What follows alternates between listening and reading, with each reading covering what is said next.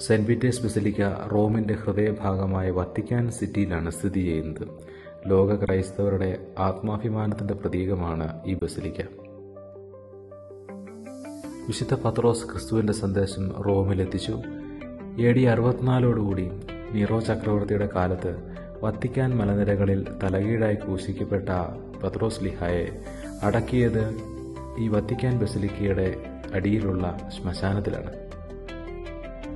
അദ്ദേഹത്തിൻ്റെ ശവകുടീരത്തിന്മേലാണ് ഇന്ന് ഈ വത്തിക്കാൻ ബസിലിക്ക നിലകൊള്ളുന്നത്.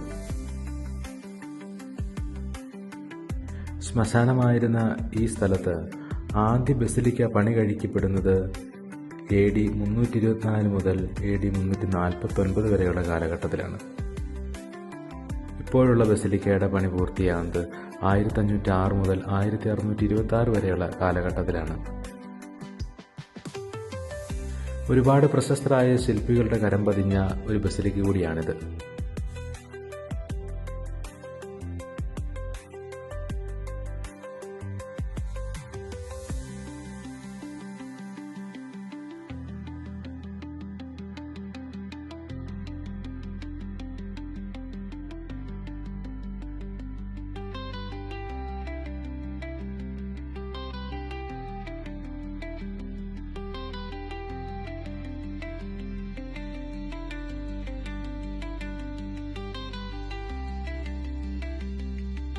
മൈക്കലാഞ്ചലോയുടെ നേതൃത്വത്തിൽ നിർമ്മിക്കപ്പെട്ട ഡോം ഇന്ന് ലോകത്തിലെ ഏറ്റവും മനോഹരമായ ഡോമുകളിലൊന്നാണ്.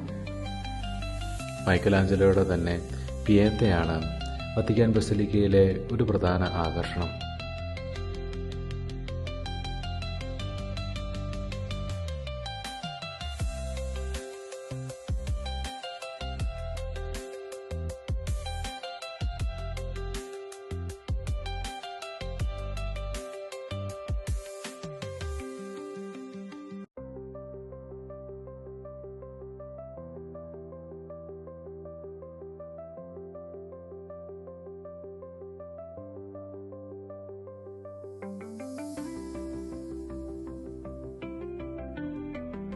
സെന്റ് പീറ്റേഴ്സ് ബസിലിക്കയുമായി ബന്ധപ്പെട്ട മറ്റൊരു പ്രധാന കലാകാരൻ ലോറൻസോ ബെർണീനിയാണ്.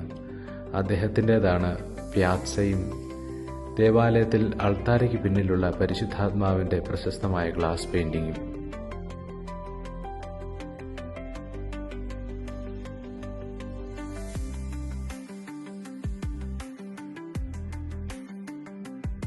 വത്തിക്കാൻ പ്യാസ അഥവാ സെന്റ് പീറ്റേഴ്സ് സ്ക്വയർ ഡിസൈൻ ചെയ്യപ്പെട്ടിരിക്കുന്നത് ജനത്തെ സ്വീകരിക്കുന്ന ഇരുകരങ്ങൾ പോലെയാണ്. മക്കളെ കൈനീട്ടി സ്വീകരിക്കുന്ന സഭയാകുന്ന അമ്മയെയും വിശ്വാസികളെ സ്വീകരിക്കുന്ന ക്രിസ്തുവിനെയും ഒക്കെ പ്രതിനിധീകരിക്കുന്നതാണിത്.